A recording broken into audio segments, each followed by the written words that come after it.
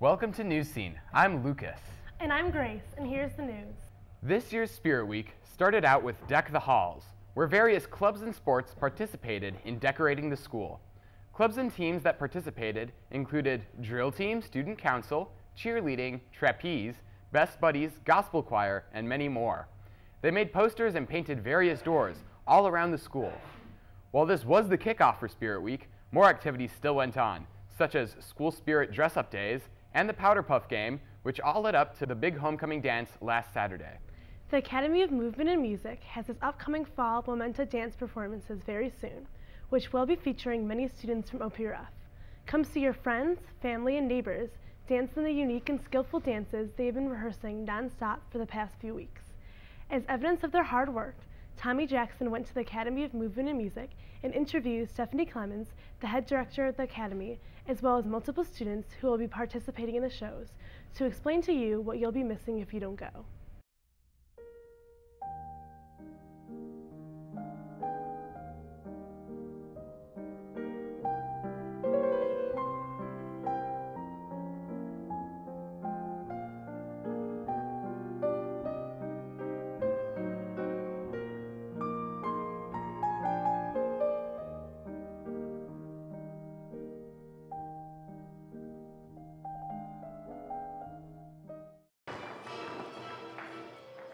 I'm China. I joined the Academy because it was supposed to be a great school and we were looking for a dance school. And I've been dancing since I was little. I just love it. It's great. Everyone's really friendly. It's so huge that there's so many amazing dancers. There's not just a couple.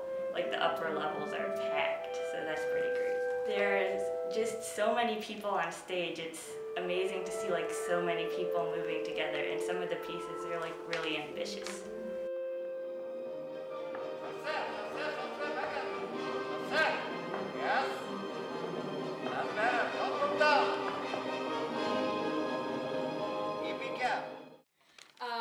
I'm Mansour. I've been dancing at the Academy for 12 years now, and I absolutely love it here.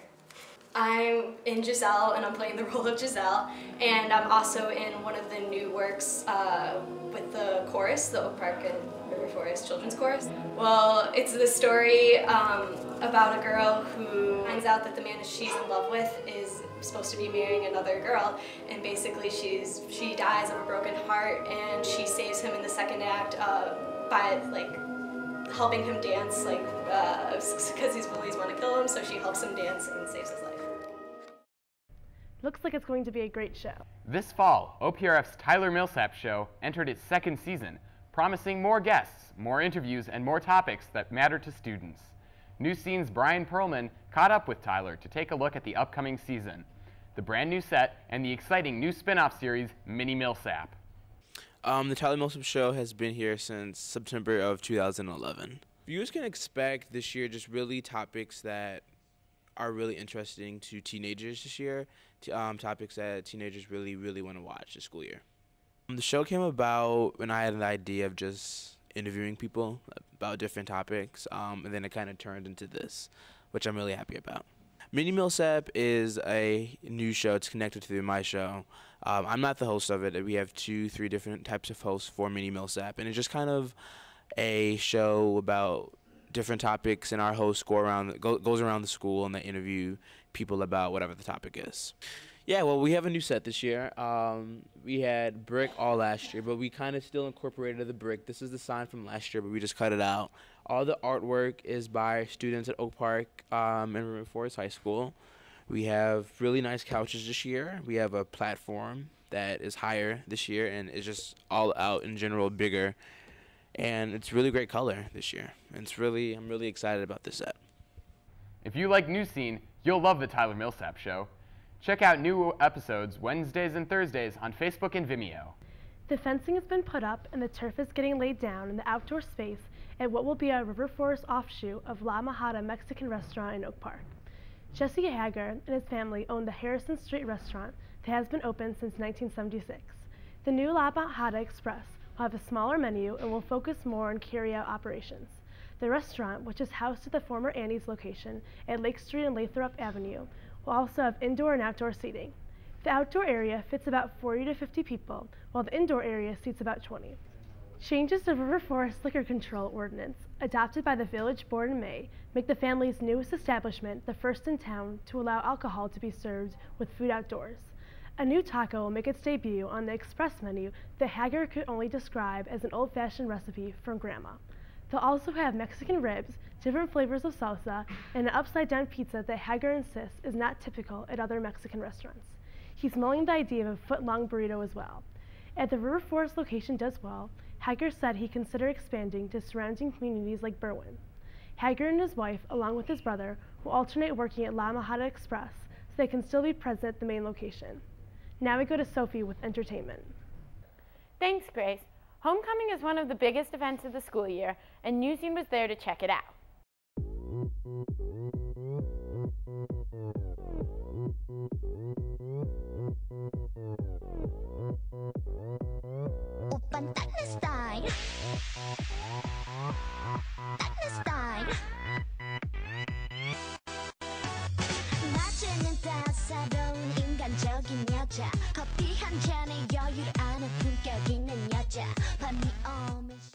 Party and have a good time and make good decisions and be very responsible. Bang bang. Swag. Obla.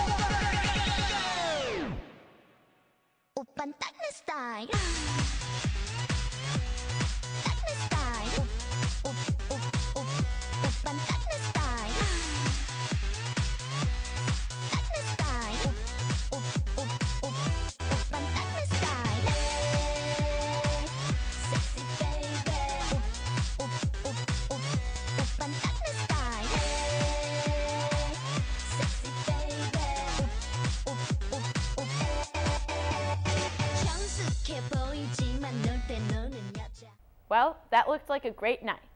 Last week, senior Emily Blim directed a one-act play in Studio 200.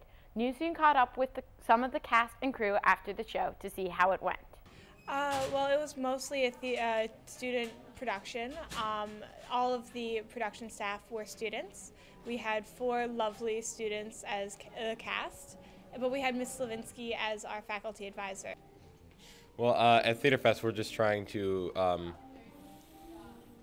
go there and put on the show there, and probably we're going to either end up in a space such as like a classroom or a room like 370, like the lecture hall. And so we're really trying to learn how to like be able to adapt to whatever space we're going to be in, because we're probably not going to be in any type of like theatrical space such as studio. We hear back November 24th. I'm supposed to keep a phone with me at all times. Working with a student director is very fun, I have to say. A lot of laughs, and but we still got down to business. Emily was very professional, and so was Dom. They were a good team. Experienced directing, but my real passion is acting. Well, break a leg, and we hope to hear good news from Theater Fest. OPRF's marching band recently ended their competition season with a 3rd-place win, but the color guard took the cake. Lucas Zeidner talked to the color guard senior Anna Stankovic about their victory. Color guard just won 1st place in the Geneseo Maple Leaf Classic, beating 20 other bands. We've been working nonstop for a couple of weeks, making sure that we can be our best and make sure everything's on count and that we're really together, and it really paid off for us. We have a special homecoming game surprise. We're doing something a little different. And then for our last game, we're going to be doing the show again. So we're all really excited about it. Thanks, Lucas. Now we go to Brian with sports. Thanks, Sophie.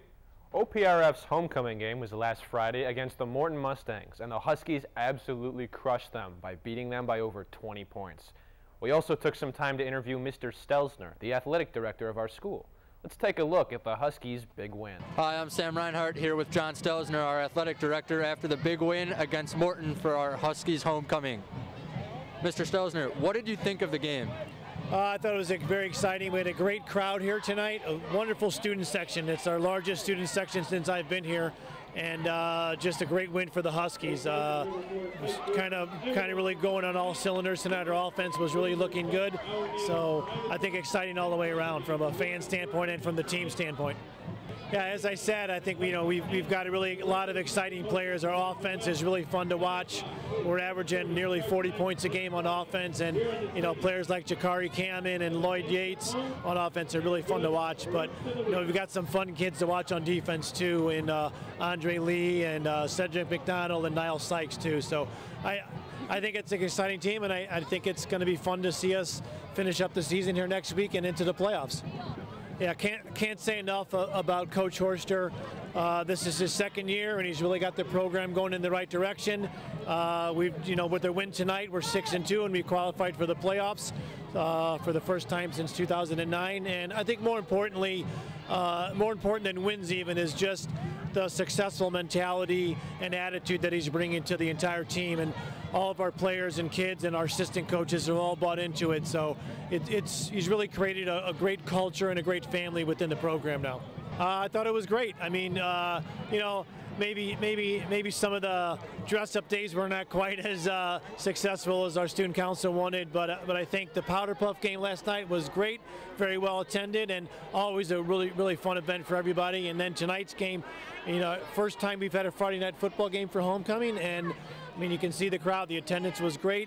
Student section was awesome, and I hope this is another tradition for Oak Park River Forest High School that we continue. Well, that was a great game to kick off homecoming. Now let's move on to the other teams. Girls field hockey smashed Antioch with a score of 8-0. The boys golf team went out to an invitation tournament where they took 5th place.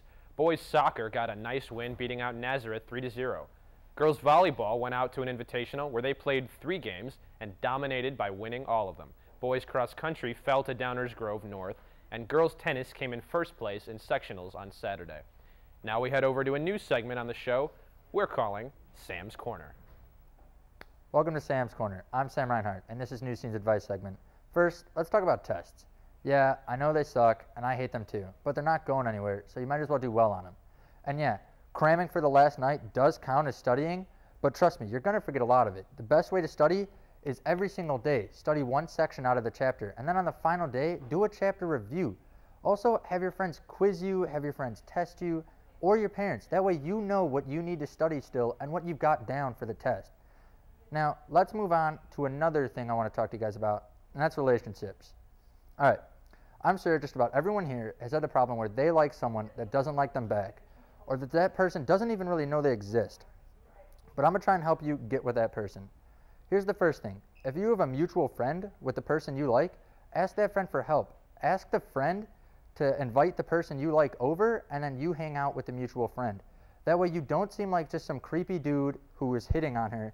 You seem like you're just a guy that's friends with this mutual friend just trying to hang out with her. And then ask her questions. But don't be hammering her with questions. Ask her questions that she can respond to, like how has your day been going? Or questions about the community that she can actually answer. And if you play your cards right, she'll look at you as more than a friend than a stranger. And you can ask her to hang out, and you can ask to hang out with her alone.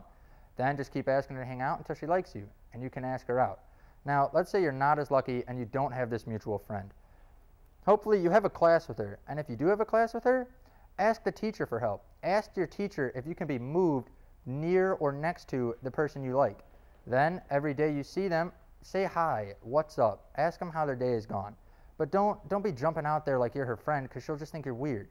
And then eventually she'll become more comfortable with you. And then, as a big test comes up, ask if she wants to go into a study group with you. That way she actually hangs out with you outside of school and sees that you're nice and you're cool. And when you're there, crack jokes, make her laugh, be funny, make her have a good time. Then she should be comfortable with you outside of school. Once that happens, you can just ask her to hang out with you. And as I said before, keep asking her to hang out with you until she eventually likes you and you can ask her out. If you have a question or topic that you want to hear on Sam's Corner, send it to us at sam@oprftv.com. Well, that's all for Sam's Corner. Now we take it back to Lucas and Grace. Thanks, Sam. That wraps up this week's show. Join us next week and make sure you check us out on Comcast Channel 6 and AT&T Channel 99 on Tuesdays and Thursdays at 6 p.m. and 11 p.m. And you can also check us out online at www.oprftv.com. Celebrate, go down, come on. Can you guys hear me when I whisper? You guys can hear everything I say, can't you? Fine, as long as I'm saying this. Remember, when you don't lean forward and talk. So, na-na-na-na-boo-boo, stick your head in doo-doo. All right, teleprompter definitely was not moving, got way farther ahead there. Bang, bang.